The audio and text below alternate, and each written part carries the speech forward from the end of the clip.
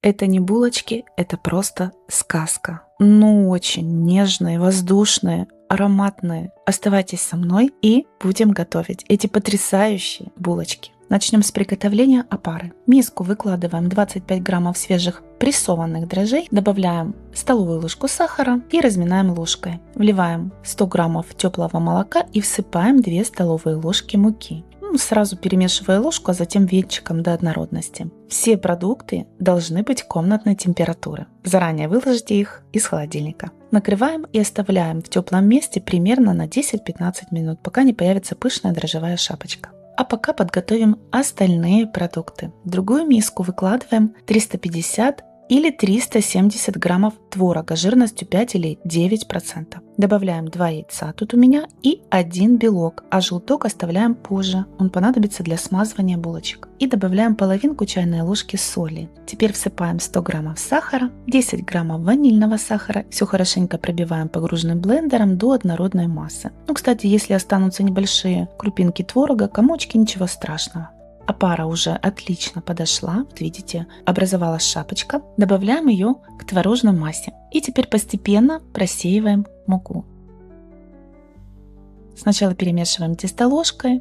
Когда оно станет немножко гуще, добавляем 70 граммов мягкого сливочного масла. Я его даже не растапливала, оно просто хорошенько размягчилось при комнатной температуре.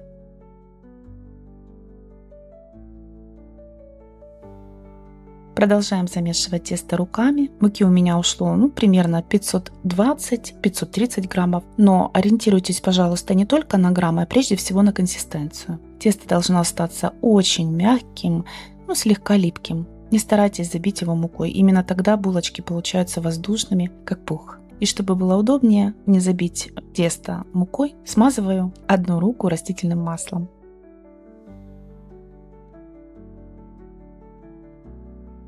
Все, тесто готово. Накрываем тесто полотенцем и оставляем в теплом месте, примерно на час-полтора, а может быть и на 2. У меня тепло, сейчас лето, поэтому тесто прекрасно подошло всего за 1 час и 15 минут. Посмотрите, какое оно получилось. Воздушное, живое, просто невесомое. Рабочую поверхность припыляем мукой. Сколько именно муки понадобится на подпыл, сказать невозможно. Все зависит от влажности творога и самой муки. Поэтому обязательно заглядывайте в описание под видео. Там я всегда подробно указываю все ингредиенты, точные граммовки и все нюансы приготовления. Обминаем тесто и делим сначала вот так пополам, но затем каждую половину еще на 8 частей. Всего у меня получилось 16 булочек.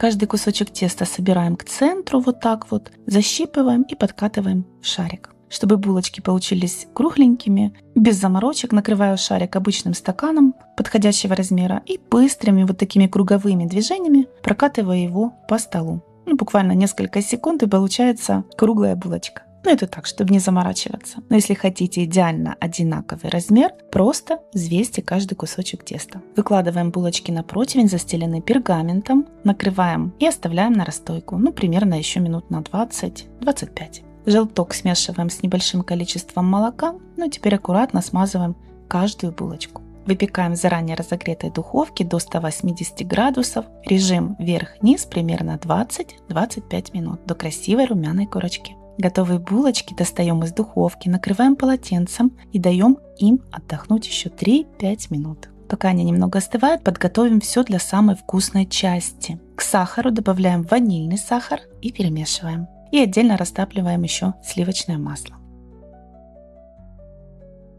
Теперь каждую булочку смазываем растопленным сливочным маслом и сразу хорошо обваливаем в ароматном сахаре. Выкладываем на блюдо. Ну а теперь можно пробовать. Если у вас есть терпение, дайте им немножко остыть. Если нет, пробуем сразу. Это просто невозможно передать словами. Булочки получились невероятно мягкими, воздушными, нежными, с тонким творожным вкусом, потрясающим ванильным ароматом. А вот эта сахарная корочка, это просто невозможно остановиться. Пробуйте, наслаждайтесь. Желаю вам приятного аппетита, хорошего настроения, и у вас все получится. Спасибо, что готовите со мной. Очень рекомендую приготовить эти булочки. Уверена, они понравятся вам и вашим близким.